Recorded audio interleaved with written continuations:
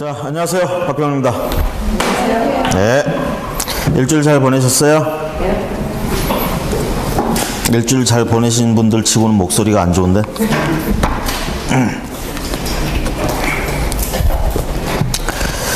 자, 우리 지난 시간에 기본서는 받고 요약서 부분을 안 보고 간 데가 있죠? 요약서 20페이지인가요? 17페이지. 17페이지부터 안 봤죠? 요약서 17페이지 보세요. 뭐 요약서에서는 따로 설명할 건 없고 어디 있는지 확인하고 넘어갑니다. 그래서 지난 시간에 배운 것 중에 이제 끝부분에 배운 게 중개업 등록 결격사유 요구에 대해서 이제 배웠어요. 그래서 요약서에는 최소한의 것만 지금 돼 있다 이렇게 보시면 되겠고 설명 같은 거 없고요. 그래서 요약서를 보시는 요령은 여러분들이 나와 있는 얘기들을 거의 다 기억을 해 주시려고 본다 이렇게 보시면 되겠고, 그걸 보면서 기본서의 내용이 이렇게 좀 떠올라 줘야 돼요. 안 떠오르면 빨리 그 해당 부분 가서 기본서를 한 번 더 확인하고 이렇게 보시면 되겠어요. 자, 중개업에 등록해서 등록. 자, 1인 1등록, 뭐 일신 전속, 1인 1사무소, 적법요건, 그 다음에 기속적 이렇게 얘기를 하는데, 이런 말들은 뭐 들으시면 다 아실 거고요. 그 다음에 개설 등록할 수 있는 자, 그리고 등록관청 이렇게 얘기하는데, 공인중개사, 법인 등록할 수 있는 자는 공인중개사이거나 법인이어야 된다. 자, 특수법인 중에는 특히 등록을 해야 되는 애들은 자산관리공사죠. 등록 기준까지 갖출 필요는 없지만 등록은 해줘야 된다 이 얘기죠. 자, 그 다음에 등록관청은 시, 군, 구 이렇게 얘기합니다. 그렇죠? 시, 군, 구. 자, 그 다음에 공인중개사, 개업공인중개사 등록 기준, 그 다음에 법인인 개업공인사 등록 기준 이렇게 둘로 일단 나눠서 보면, 개인일 경우 공인중개사인 개업공인중개사, 교육과 건물, 그렇죠? 교육 플러스 건물, 사무소가 필요하다는 얘기죠. 교육 플러스 건물. 자, 그 외에 법인의 경우에는 여기다가 이제 뭘 보태죠? 법인이어야 된다라는 거, 뭐 상법상 자본금 얼마, 뭐 협동조합 뭐 이런 것들. 자, 그 다음에 업무는 중개업과 그 다음에 몇 가지 겸업 할 수 있는 거, 요걸 목적으로 하는 법인이어야 된다.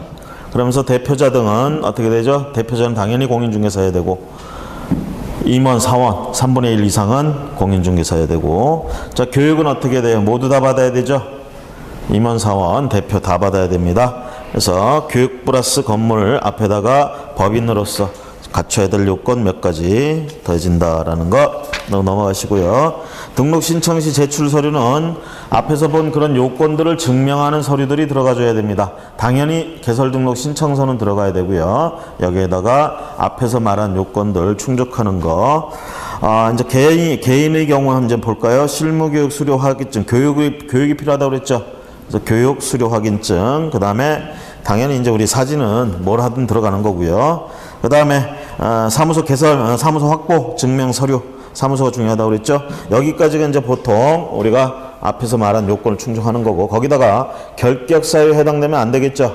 그렇죠? 이럴 때 결격사유에 해당되지 않은 건 우리 대한민국 국민의 경우에는 결격사유에 해당되지 않은 걸 따로 증명할 필요 없습니다. 앞에서 말한 두 가지 교육과 관련된 서류, 사무실과 관련된 서류만 내면 돼요. 그 뒤에 나오는 결격사유 어쩌고 하는 건 외국인들 경우의 얘기입니다. 외국인의 경우에는 우리나라에서 어떤 행적에 대한 기록이 없기 때문에 결격사유를 우리가 알아볼 수가 없어요. 그걸 증명하는 외국의 서류를 가져와야 됩니다. 아시겠죠? 외국인의 경우는 그렇다는 얘기예요. 자, 그래서 거기 뭐 알아두기 해가지고 기억니은 뒤가 나와 있는데 그걸 뭐 이름까지 막 이렇게 외우고 그럴 필요는 없습니다.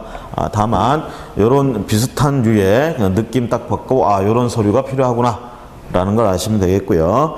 그 다음 상법에 우리가 외국 법인의 경우에는 이제 영업소가 우리한테 있어야 돼. 영업소 등기를 증명하는 서류, 요게 필요하다는 얘기입니다. 우리나라에 영업소가 있어야 된다는 거.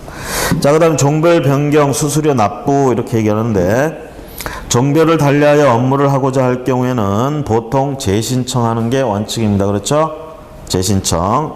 자, 이에 반해서 원칙 보시면 재신청인데, 부칙의 경우에 개업공인중개사, 자, 부칙의 경우에 개업공인중개사가 하던 곳에서 자격증을 취득한 다음에 하던 곳에서 계속 할 때는, 하던 동네를 벗어나지 않는 때, 또는 그 안에서 하거나 아니면 계속 그 자리에서 할 때 종별을 바꾸고 싶다. 다른 거 말고 법인 말고 그냥 개인인 개업공인중개사로 바꾸고 싶다. 그럴 때는 등록증 재교부로 갑니다. 그렇죠? 그거 말고는 전부 다 재신청이에요. 재신청. 뭐 할 때? 종별 변경할 때. 자, 그 다음에 수수료 납부하는 거 밑에 알아두기에서 나오는데 일단 기억하실 거, 자격증 교부는 수수료가 없다라는 거. 나머지는 뭐 있다 이렇게 보시게 되겠고요. 그 다음 오른쪽에 등록통지, 등록증 교부, 등록상 통지에 대해서, 자, 등록통지 그러면 7일 이내에 등록 신청을 하면 7일 이내에 서면으로 통지. 그 다음에 업무 개시 전에 뭘 해야 되죠? 업무 보증 설정해야 되고요. 등록증 교부 받아야 됩니다. 그렇죠? 그래야 등록증을 갖다 개시하지. 그 다음에 인장 등록 해야 되겠죠. 등록된 인장을 사용하라고 돼 있죠. 그렇기 때문에 인장을 등록해야 됩니다. 자, 그 다음에요. 등록증 교부. 그래서 보증이 설정된 것만 확인되면 등록증을 교부합니다. 자, 그 다음에 등록증 재교부 가시면 분실 훼손, 기재사항 변경 이렇게 돼 있는데, 그 기재사항 변경 옆에 보시면 옆에 이전 신고 같은 것들도 기재사항 변경에 들어가요. 사무소 이전 신고 같은 것들. 자, 그 다음 등록사항 등의 통지, 등록사항 통지. 등록관청은 중개사무소 등록증을 교부한 때 그 등록사항을 10일까지 공인중개사협회에 통지해야 된다. 그래서 협회는 이 회원들 관리를 좀 어느 정도 해줘야 되기 때문에 이런 부분에 대해서 등록관청에서 좀 도와주는 겁니다. 이런 거 있었다라고 알려주는 거예요. 그 다음 이중소속, 이중등록 절대 금지죠. 절대로 금지. 자, 위반했다 그러면 반드시 취소, 등록 취소. 자, 그 다음에 비교적 형벌은 3년 3천짜리는 아니고 1년 1천짜리입니다.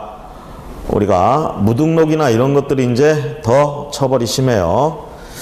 그 다음에 소속공인중개사 같은 경우에는 취소할 등록이 없죠. 그래서 대신 뭐를 해? 자격정지. 자, 이중등록 마찬가지, 이중소속 그렇고요. 자, 등록증 양도대여, 양수금지. 자, 양도대여하다 걸렸다. 이것도 절대적으로 등록 취소. 그리고 1년 1천만 원. 양수받은 자는 자격증이 없죠, 원래. 그래서 취소할 게 없고요. 그 다음에 그래서 등록을 취소할 게 없고 1년 징역 1천만 원 이하 벌금 처할 수밖에 없다. 다음 페이지 넘어서 등록의 효력, 소멸. 등록의 효력 소멸, 그리고 무등록업자가 되는 경우들 유형 나와 있습니다. 기역부터 미음까지 유형별 이렇게 나와 있는데, 그럼 무턱대고 외우려고 그러지 마시고 그 상황을 이렇게 머리에 떠올려 보세요. 기억에 중개사무소 개설 등록하지 않고 중개업을 한다. 당연히 무등록이죠. 그렇죠? 이걸 막 외우고 있을 필요 있어요? 외우실 거예요? 안 그래도 외울 거 많은데. 응? 자, 그래서 거기 무등록업자 유형 같은 거는 자주 보시면서 그 유형을 익히시면 되겠고요. 3번에 가보시면, 자, 무등록업자가 중개를 했다. 중개를 업으로 했다. 자, 무등록업자가 중개를 업으로 안 한 거면 이 법에 저촉받지 않죠? 중개를 업으로 했을 때가 문제야. 그렇죠? 반복, 계속, 보수를 받는다든가. 자, 그랬을 때 업으로 했다. 그럼 중개업을 했다는 얘기고요. 자, 그렇게 해서 무등록업자가 약정한 보수 약정 같은 건 효력이 없고요. 이거 걸리면 뭐라고? 3년 3천만 원. 되게 세요, 이게. 3년 3천만 원.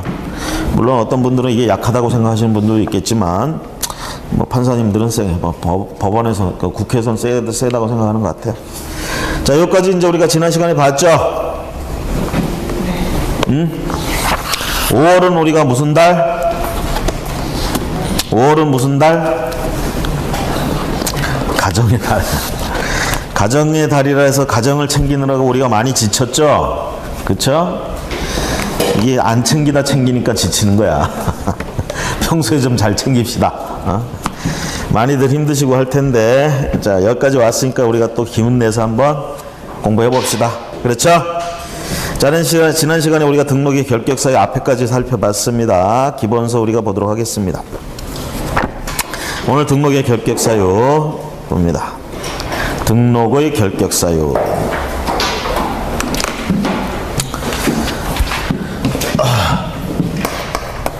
등록 결격 사유. 공인중개사 자격 취득할 땐 결격 사유가 있나요? 응시제한. 자격 취소되고 3년. 이거 말고는 없죠? 외국인도 응시할 수 있잖아. 미성년자도 응시하고. 그렇죠? 거기다가 뭐 피성년, 피한정 이런 말 없었잖아요. 시험 응시하는 건 자유예요. 그렇게 해서 되기가 힘들어서 그렇지. 그런데 등록에는 결격 사유가 있다는 얘기입니다. 자, 자격증을 취득하는 것까지는 그냥 자기의 꿈과 이상을 실현하는 정도야. 남한테 피해 안 줘요, 그거. 우리 그리고 절대평가잖아. 상대평가가 아니니까 자기가 합격하고 안 하고는 다른 사람한테 영향을 전혀 미치지 않아. 그러니까 자아 실현을 위해서 그 정도는 하게 해준다는 얘기예요. 근데 이제 문제는 등록을 하면 이제 그다음부터 뭐예요? 일을 하는 거잖아. 그렇죠? 사람하고 사람 사이를 연결해주는 이런 일들을 한단 말이야. 이러면서 이제 문제가 생길 수 있는 일들이 많아지잖아요. 책임질 때. 그러니까 이런 부분에 대해서는 어떻게 좀 제정신이 있고 이렇게 책임질 수 있는 자들이 해야 된다. 그러니까 결격사유라는 제도가 나오게 되는 거예요.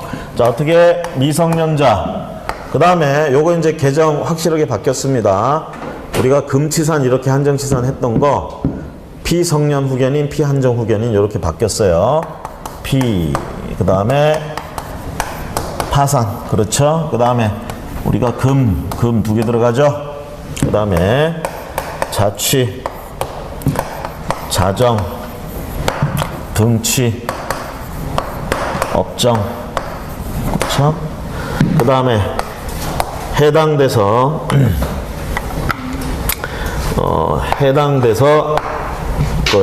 그때 이런 사유가 발생했을 때 우리가 있던 그 법인에 있던 해당 사원, 그 다음에 이 법에 의해서 300만, 그 다음에 당해 이런 거에 해당되는 결격 사유가 있는 사람들이 있는 법인, 이런 법인은 결격 사유에 해당되죠?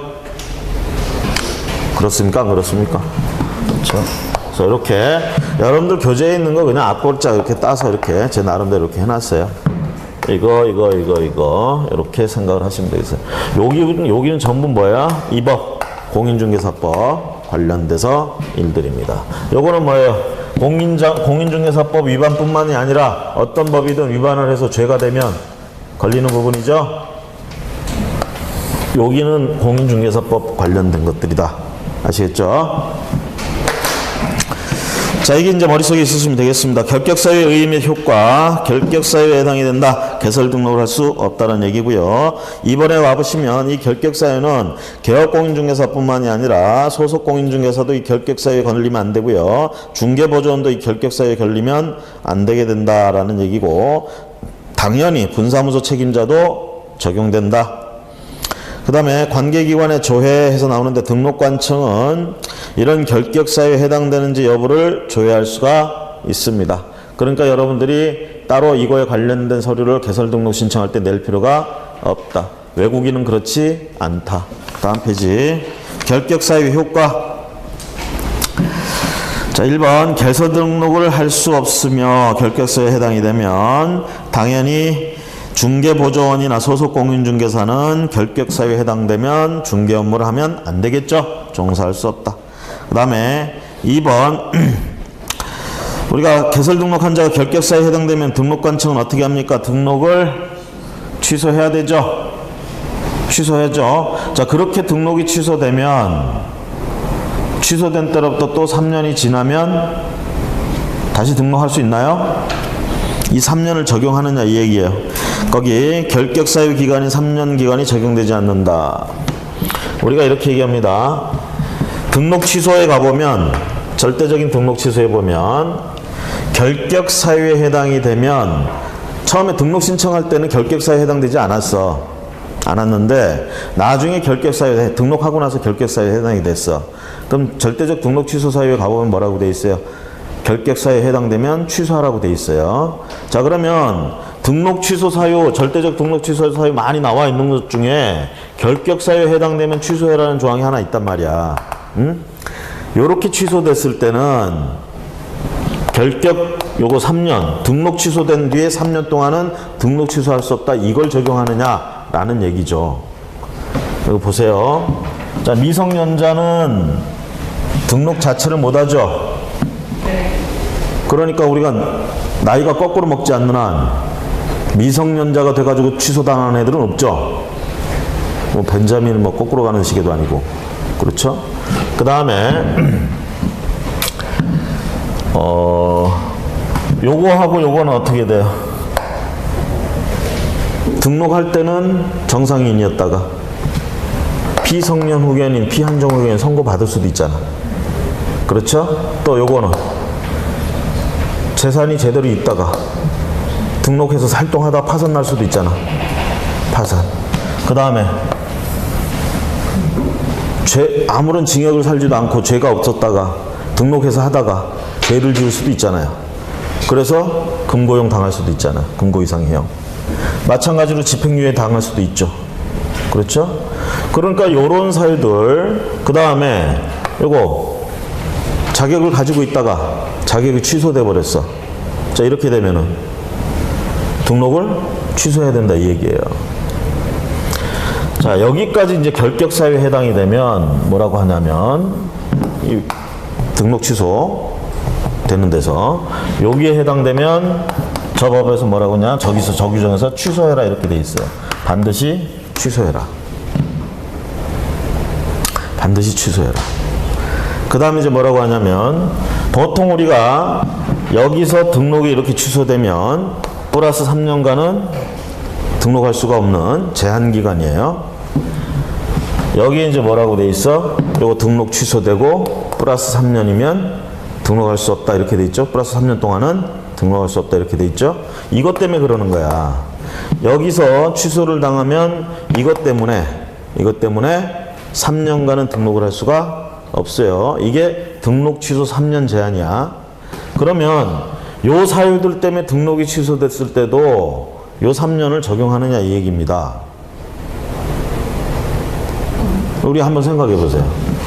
피성년 후견인 됐어. 피성년인 됐어. 피성년 보호자가 됐어. 피성년자가 됐어. 등록해서 하고 있다가 피성년자가 됐어. 그러면 등록관청에서 얘를 어떻게 하겠어요? 등록 취소하겠죠? 그렇죠? 자, 그런데 가정법원에 가서 다시 심판받았어. 피성년자 선정한 거, 심판한 거 취소, 심판 나왔어요. 그럼 정상인 됐다는 얘기죠? 그리고 3년 동안 기다려야 되나? 아니죠. 바로 등록 신청할 수 있죠. 그렇잖아요. 자격증은 잃어버리지 않았어요. 자격은 취소되지는, 자격에는 이런 거 결격 사유도 아니잖아. 공인중개사 자격. 등록이 취소됐을 뿐이야. 이거 해당돼가지고. 응? 등록이 취소됐을 뿐이야. 자격은 그대로 있어. 그런데 그것마저도 취소 선고 받았어. 그럼 파산했다가 복권 됐어. 복권 선고 됐어. 정상인으로 돌아왔다는 얘기지. 그러면 3년씩이나 기다렸다가 등록해야 되나? 바로 할 수 있다는 얘기죠. 그렇죠? 이건 뭐라고 그래 우리가? 형이 종료된 때로부터 이거 자체에서 뭐라고 그래? 3년간은 등록할 수가 없다 이렇게 얘기를 하잖아요. 그렇죠? 그러니까 이거 3년을 적용할 필요가 없어요. 이거는. 예를 들어서 등록해가지고 일을 하다가 죄를 지었어요. 그래가지고 징역 3년, 징역 2년 선고를 받았어. 그래서 끌려 들어갔어. 2년 다 살았어. 그 딱 끌려 들어가는 순간부터 어떻게? 결격사유에 해당되니까 등록이 취소돼 버린단 말이야. 그래서 들어가서 2년 동안 살았어요. 살고 나왔어. 다시 개업공인중개사가 하고 싶어. 등록 바로 신청할 수 있어요? 여기 자체에 뭐라고 돼 있어? 3년간은 결격사유라며. 그러니까 3년간 등록을 못해. 등록을 3년간은. 그럼 요거 3년 등록 못했는데 요거 끝나고 나서 3년 지나서 등록하러 갔더니 너 등록 취소되고 3년 지나야 해. 사실 이 기간은 이미 지났죠. 이렇게 되면. 그렇잖아. 그래서 이거 적용하는 게 아니라 그냥 이거 자체로 가는 거야. 아침에 지금 잠도 덜 깬 상태에서 바로 복잡한 얘기를 해서 미안해요. 순서가 이렇게 돼서 지금 하는 얘기하는 거야. 그래서 생각해 보세요. 요런 것들은 자체 내에서 결격 기간이나 이런 게 다 잡혀 있는 것들이에요. 그렇기 때문에 이거 굳이 적용해 가지고 3년간 등록을 못하게 할 필요가 없는 거야. 아시겠죠? 네? 자, 그래서 그 3년 제한되지 않는다는 말을 미리 좀 말씀을 드리고요. 자, 그 다음에 그래서 거기 2번에서 그 얘기고 3번에 중개보조원 소속공인중개사가 결격사유에 해당되면, 자, 결격사유에 해당이 됩니다. 그러면 앞에서 저기 개업공인중개사는 결격사유에 해당되면 등록 취소했잖아. 소속공인중개사는 취소할 등록이 있어요? 없죠? 그러니까 자격이라도 정지시킵니다. 그래서 자격정지. 자, 거기 결격사유에 해당되면 개업공인중개사는 2개월 이내 그 사유를 해소해야 하며 2개월 이내 사유를 해소하지 않는 경우 개업공인중개사는 업무 정지 처분을 받을 수 있다. 자, 자기 밑에 직원이 소속공인중개사나 중개보조원이 이번엔 결격사유에 해당이 돼. 그럼 어떻게 알았어요? 결격사유에 해당되는 사람 쓰면 안 되는데 쓰고 있잖아. 그렇죠? 요거 해소할 틈을 줍니다. 해소할 틈을 줬는데도 불구하고 해소를 안 한다 그러면 거기 나와 있는 것처럼 업무 정지 처분을 받을 수 있다. 4번에 법인의 대표자 뭐 이런 사람들도 마찬가지로 결격사유에 해당되면 안 되고요. 해당되게 됐을 경우에는 2개월 내에 해소해야 됩니다. 그렇죠? 자, 그 다음 결격사유 자체를 봅니다. 뭐가 있는지. 자, 제한능력자에 의해서 자, 미성년자, 피성년 후견인, 피한정 후견인 이런 사람들을 우리가 제한능력자 이렇게 얘기를 하고요. 법률행위 무능력자라고도 우리가 얘기를 해도 되겠고요. 니은번에 가보시면 민법에는 이런 제한능력자가 법률행위를 할 때 확정적으로 유효하게 되려면 후견인의 동의를 받으라고 그러죠. 그렇죠? 자, 그런데 그러면 후견인의 동의를 받고 중개업을 하면 그건 인정해 줄 수 있느냐 이 얘기죠. 그래도 안 돼요. 그래서 니은번에 동의를 받아도 결격사유에서 벗어날 수 없다. 자, 미성년자는 현재 만 19세 미만인 자를 말하고요. 그 다음에 니은번에 가시면 민법에는 또 의제성년 제도가 있죠. 여기서는 의제성년제도 인정하지 않습니다. 그 다음에 피한정 후견인 가보시면 피한정 후견인 뭐 가정법원은 질병, 장애, 노령 어쩌고 하는데요. 그런 부족한 사람. 자, 요건 피한정 후견인과 피성년 후견인 구분은 여러분들이 민법에서 구분하는 걸로 좀 하시고요. 자, 그 다음에 니은번에 가보시면 등록 취소 시 3년의 결격사유 기간 제한은 적용되지 않는다. 그러니까 취소 선고를 받으면 바로 결격사유에서 벗어나 언제든지 할 수 있다. 미리 설명했죠, 지금? 했어요, 안 했어요? 했잖아요. 여기 요거 처음에 멀쩡했는데 등록했어요. 업무를 하다가 이거 선고를 받았어. 그러면 결격사유에 해당돼서 등록 취소됩니다. 그렇죠? 자, 그러다가 다시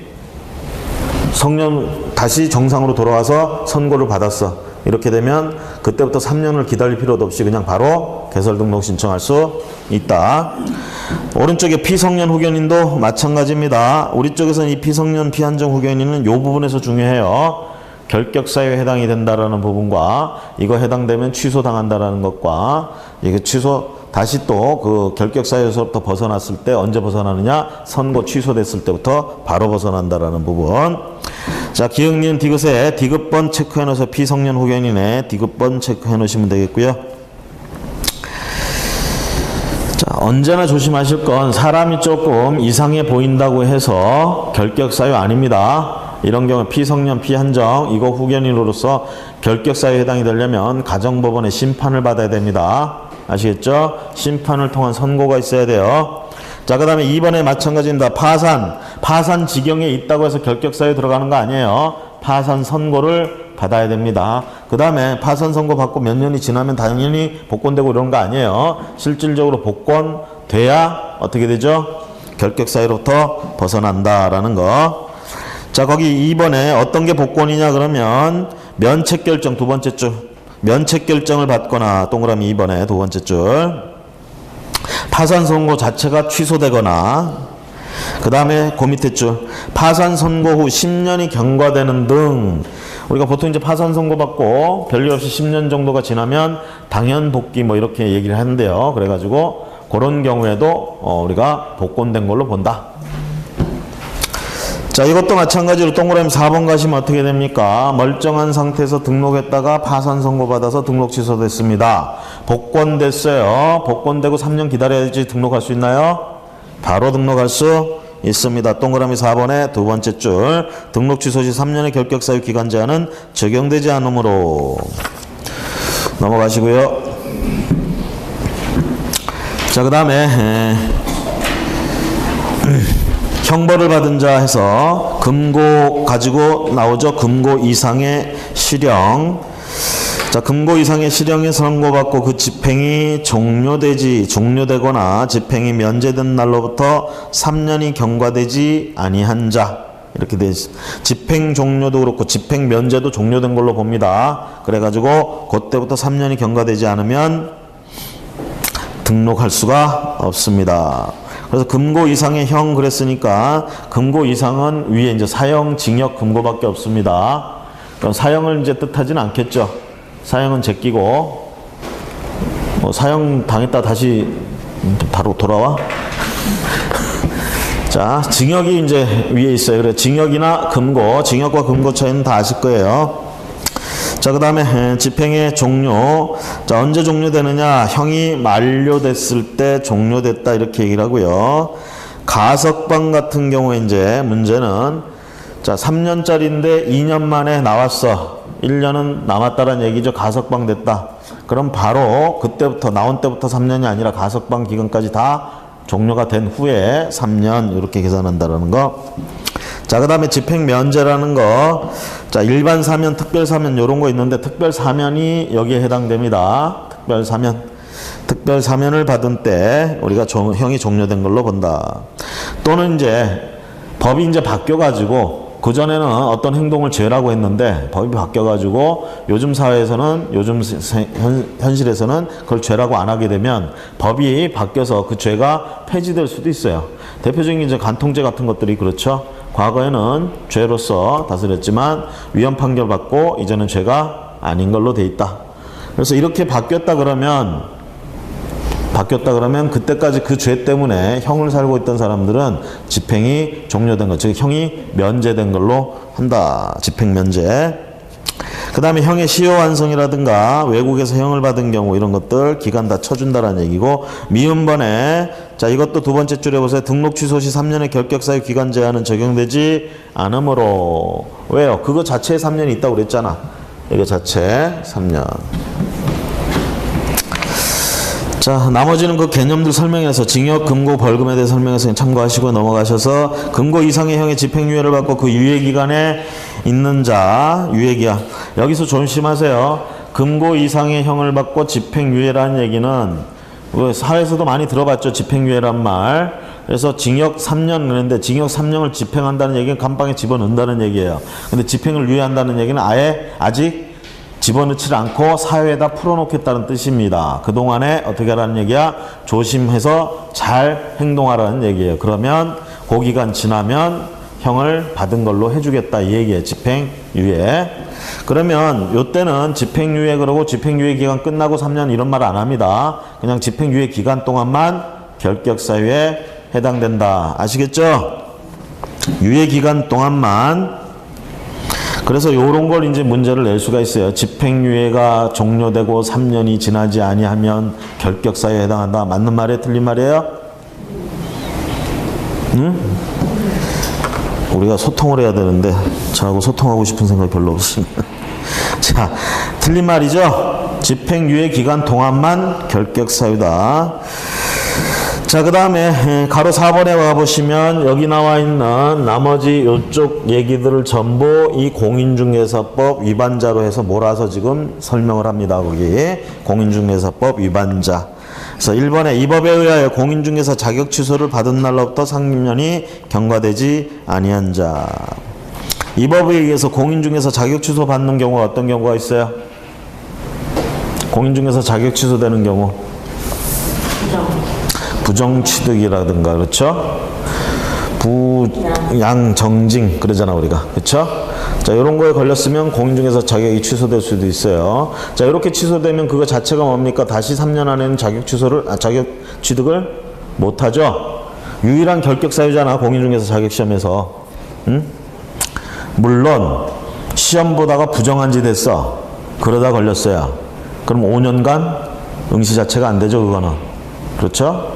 요거 하고 좀 조심하시죠. 자격을 가지고 있다가 취소당한 거, 이거는 이제 보통 3년이에요, 3년. 3년간 우리가 공인중개사 시험을 볼 수가 없다. 그러니까 3년간 못 보니까 어떻게 돼? 당연히 취득을 못하는 거죠. 자, 그래서 여긴 또 3년이라고 돼 있어요. 자격 취소. 등록 취소도 마찬가지입니다. 여기서 등록 취소 가면 3년, 자격 취소 3년, 등록 취소 3년. 그럼 여기 정지는 뭐겠어? 여기서 이제 여러분 보세요. 여기도 집행유예 기간, 여기 자격 정지 기간, 업무 정지 기간. 이 기간 동안, 이렇게 기간 동안 들어가는 것들은 그때만 결격 사유예요. 플러스 3년이 들어가지 않습니다. 아시겠죠? 그렇게 요령을 가지시면 되겠어요. 그래서 2번은, 동그라미 2번은 자격이 정지된 자로서 자격 정지 기간 중에 있는 자. 거기, 그 다음에 동그라미 3번 등록 취소를 받은 날로부터 3년. 자, 취소됐어요. 3년 경과되지 아니한 자. 자, 그런데 이제 거기서 이제 나오는 얘기가 그거죠. 다음 페이지에 니은번 가보시면 폐업 신고 후에 재등록한 사람들, 우리가 폐업하고 재등록할 수 있잖아, 얼마든지. 그렇죠? 자, 여기서 등록 취소 당할 만한 짓을 했어요. 행위를 했어요. 아직 안 걸렸어. 그래서 도둑이 재발 저린다고 폐업해버렸어요. 폐업하고 있다가 조금 지나고 나서 이제 이런 것들이 까먹었겠지 하고 어떻게 재등록해. 근데 등록관청에서 이때를 노렸어. 기다리고 있었어. 그래서 어떻게 여기서 등록 취소해버렸습니다. 취소해버렸어요. 그럼 원래 등록 취소하면 보통 어떻게 돼요? 3년간 등록할 수가 없죠. 취소된 때로부터 3년간은 결격 사유에 해당이 됩니다. 그렇죠? 그래요, 안 그래요? 그러면서 뭐라고 얘기하느냐? 요 기간 그래도 지가 알아서 쉬었잖아. 그래서 이 부분은 좀 참작해 주겠다는 얘기예요. 그래서 어떻게 요만큼을 공제해 주는 거야.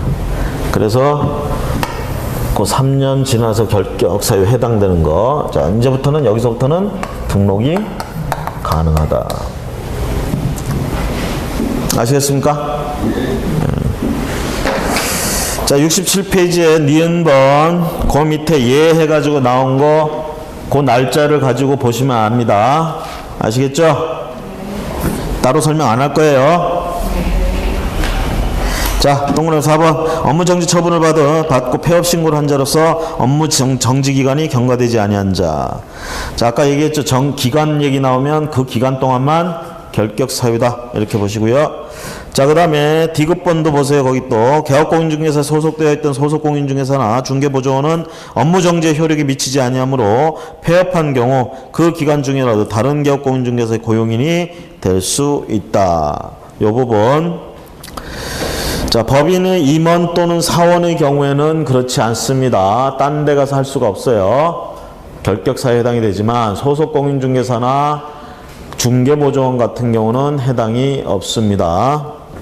그 다음에 5번에 업무정지 사유가 발생할 당시에 임원 사원이었던 자, 법인에서 일을 하고 있었는데 임원 또는 사원으로서 있었어. 그럼 책임자급입니다. 그렇죠? 자, 그런데 그 법인이 거기 있는 것처럼 등록 취소나 그러니까 어떤 업무정지 처분을 받을 만한 짓을 했단 말이야. 업무정지 처분됐으니까 이 법인은 중개업을 할 수가 없죠. 그러니까 이때 임원 또는 사원으로 있던 자들이 나와가지고 자기가 이제 하겠다고 따로 차린다. 그거 허용해주면 안 되겠지. 책임지고 자숙하라는 차원에서 업무정지를 하는 건데. 그렇죠? 그래서 요 경우에는 안 된다라는 거. 다음 페이지 넘어가셔서 거기 예가 있습니다. 날짜 가지고 여러분들이 보시면 이해하기가 쉬우실 거예요. 따로 설명 안 할 테니까 그거 보시고 6번에 이 법에 위반하여 300만 원 이상 벌금형의 선고를 받고 3년이 경과되지 아니한 자. 자, 이 법에 따라 300만 원 이상. 자, 우리가 보통 형법에 이제 죄에 대해서 나와 있죠. 그래서 형법에도 보면 형법에 형벌 그러면 벌금도 있어요. 자, 그 법에 의해서 어떤 벌금형을 받았어. 벌금형을. 이거하고 상관없습니다. 아시겠죠? 벌금형. 자, 그래서 이제 보시면 이 법을 위반해 300만 원 이상 그러면 3년이 경과하지 않으면 여기도 그 기간을 3년 결격사유 기간 제한 적용하지 않는다. 니은번의 두 번째 줄. 그래서 거기 예가 나와 있고요. 디귿번 가보세요. 양벌 규정에 의하여 벌금형을 받은 경우에는 이 법을 위반하여 벌금형을 선고받은 것이 아니기 때문에 결격사유에는 해당되지 않는다. 그래서 A가 개업공인중개사가 갑이라는 소속공인중개사를 두고 일을 하고 있었는데 얘가 1년 1천만 원 이하 되는 거 이거를 받았어요. 이런 짓을 했어. 그래가지고 얘가 처벌이 됐어요. 이렇게 되면 어떻게 됩니까? 형벌하면 양벌 규정이라고 그러죠. 얘 벌금형 때리죠. 그렇죠? 그래서 어떻게 했느냐? 얘를 갖다가 500만 원 이하의 벌금형을 때렸어요. 500만 원짜리를 때렸어. 그럼 이 법에 의해 300만 원 넘어가는 거냐 이 얘기입니다. 양벌 규정으로 인해서 얘 때문에 이렇게 받는 거는 여기서 말하는 그게 아니다 이거예요. 이 정도는 괜찮다라는 얘기야. 그러니까 얘는 등록 결격사유에 해당되는 것이 아니다라는 얘기죠. 아시겠죠? 얘가 이 법 자체를 위반해 가지고 300만 원 이상짜리를 얻어 맞아야 돼. 아시겠죠? 얘 때문에 이런 건 얘가 지금 여기서 지금 500만 원짜리 받는 이유는 뭐야? 왜 500만 원 이하를 받는 거야? 500만 원짜리 지금 벌금을 받은 거예요. 그건 옆에 있었기 때문에? 그건 아니잖아. 얘는 얘를 지금 잘 관리 감독해야 될 의무가 있는 거예요. 왜? 자기가 고용했잖아요. 그쵸? 고용을 해놓고 그냥 내버려 두면 되는 게 아니야. 항상 관리 감독을 해야 돼요. 여기서 또 조심하실 건 얘가 충분히 관리 감독을 했음에도 불구하고 인간이 할 수 있는 관리 감독은 다 했어. 보통 사람이라면 다 할 수 있는 관리 감독을 다 했어요. 했는데도 불구하고 이런 짓을 했을 때는 이거 안 받아요. 그러니까 얘한테 지금 500만 원 때린 거는 얘 잘못 때문이 아니라 얘가 이런 짓을 하도록 잘 관리를 못한 그거에 대한 책임이야. 그거에 대한 책임. 이거에 대한 책임은 이 법에서는 묻지를 않아요. 사실은. 이 법에 의해서 처벌받는 게 아니야. 얘는. 아시겠어요? 그래서 요거 300만 원 이하 300만 원 넘어가면 그거 해당되지 않는다라는 거 조심하시고 그 다음에 이제 또 우리가 조심하실 건 뭐냐면 형법에서 말하는 형법에서 말하는 죄를 지었어. 근데 그 죄가 이 법에서 말하는 죄이기도 해. 두 개 걸려. 그러면 벌금형을 때릴 때 형법에서 말하는 벌금형과 이 법에서 말하는 벌금형을 합산해서 하면 300만 원 넘기가 아주 쉽죠. 그렇죠? 그래서 형법에서 말하는 죄 때문에 뭐냐? 200만 원. 그리고 이 법에 위반된 것 때문에 200만 원. 이거 이제 병과한다 그러면 합산해서 하거든. 그래서 이거 합산 400만 원 이렇게 해버리면 얘는 당연히 300만 원 넘어서 결격사유에 해당된다 이렇게 하는데 우리가 뭐라고 그러냐면 이럴 때는 분리해서 선고하게 돼 있어요. 이 법 때문에. 이 법에서 그렇게 주문을 하고 있어. 판사님들 이렇게 할 때는 분리해서 해주십시오. 왜? 이 법 때문에 300만 원 넘었는지 안 넘었는지가 중요하기 때문에 이거 확인하기 위해서 분리해서 해달라고 하는 겁니다. 그럼 분리해 주는 거예요. 그 다음에 5번에 법인의 임원 또는 사원 중에 결격사유에 해당하는 자가 있는 법인은 당연히 뭐예요? 결격사유에 해당이 됩니다. 그렇죠? 근데 해소하면 어떻게 돼? 2개월 이내 해소하면 결격사유에 해당되지 않는다. 자, 그 다음에 이 법에서도 말하는 기간 계산은 초일을 산입하느냐, 결격사유의 기간 계산은 초일을 산입한다고 기억합니다. 자, 초일을 산입하는 거하고 산입하지 않는 거하고 결격사유에 해당되는 사람 입장에서는 어떤 게 더 좋은 거예요? 초일을 산입하면 하루라도 빨리 지나가지. 산입 안 하면 하루가 늦어요. 여러분들 나이는 어떻게 먹어? 민법상 원래 초일 불산입 역으로 계산할 때, 그쵸? 예외적으로 뭐 나이 계산할 때 초일 산입, 그렇죠? 한 살이라도 빨리 먹으란 얘기야. 나는 이거 불산입하고 싶어. 아시겠죠? 그 다음에 형기 같은 것도 마찬가지예요. 형기 같은 것도 하루라도 빨리 내보내주려고 초일 산입합니다, 보통. 여기 등록 결격사유도 마찬가지예요. 초일을 산입해준다. 거기 민법상 기간 계산은 여러분들이 민법에서 이제 배운 지식을 알고 있으면 되겠고요. 자, 여기까지 해서 결격사유 살펴봤습니다. 자, 어려운 거 있나요? 지금 머릿속은 계속 3년이 왔다 갔다 할 거야, 지금. 저것 때문에 어렵다 그렇게 생각하는데 어려울 거 없어요. 그냥 요것만 딱 생각을 하셔. 요런 거는 등록 취소 사유에도 들어가요. 등록을 취소해야 돼. 우리가 이거 한번 생각해 봅시다. 자격 정지됐대. 등록 취소할까?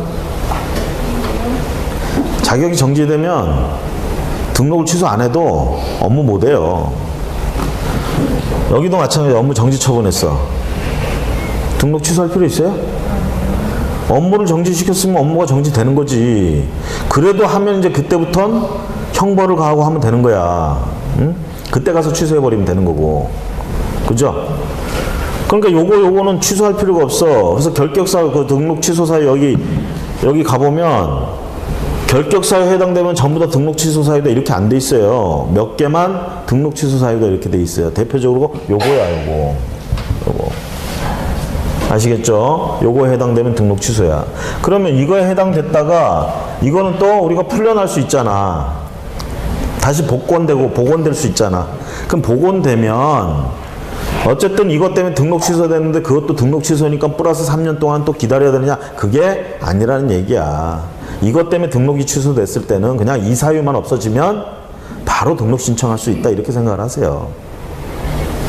그 책에는 여기도 나오고 저기도 나오고 이렇게 나오니까 나올 때마다 이러지 마시고 여기다 이렇게 몰아놓고 요것만 생각을 하시라고.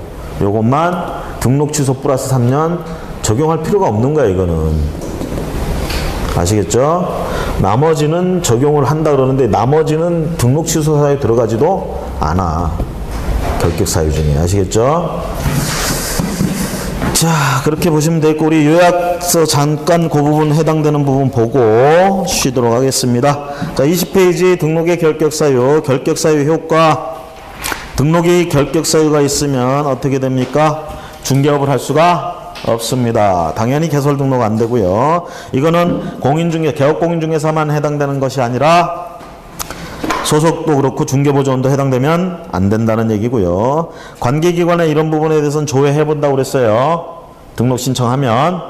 외국인은 그렇지 못하니까 서류 띄워오라고 그러는 거고. 그 다음에 결격사유에 해당이 되면, 자, 결격사유들 봅니다. 거기 제한능력자, 그리고 오른 페이지에 피한정, 피성년, 그 다음에 파산선고, 형벌을 받은 자들은 금고 2개, 그 다음에 공인중개사법 위반자는 3년 경과되지 않은, 자, 자격 취소 또는 자격 정지, 등록 취소, 등록 정지, 그 다음에 해당됐던 법인의 업무 정지 처분할 때 그때 있었던 임원사원 해당, 그 다음에 이 법 위반에서 300만 원 이상, 그 다음에 마지막으로 이런 결격사유에 해당되는 사원 임원이 있는 당의 법인들, 이런 법인들은 등록 결격사유.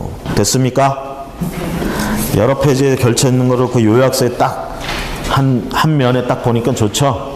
눈에 확 들어와요? 기억을 하실 땐 그런 식으로 기억을 하시는 거예요. 기억을 하실 때. 자, 잠시 쉬었다가 중개 업무부터 보도록 하겠습니다.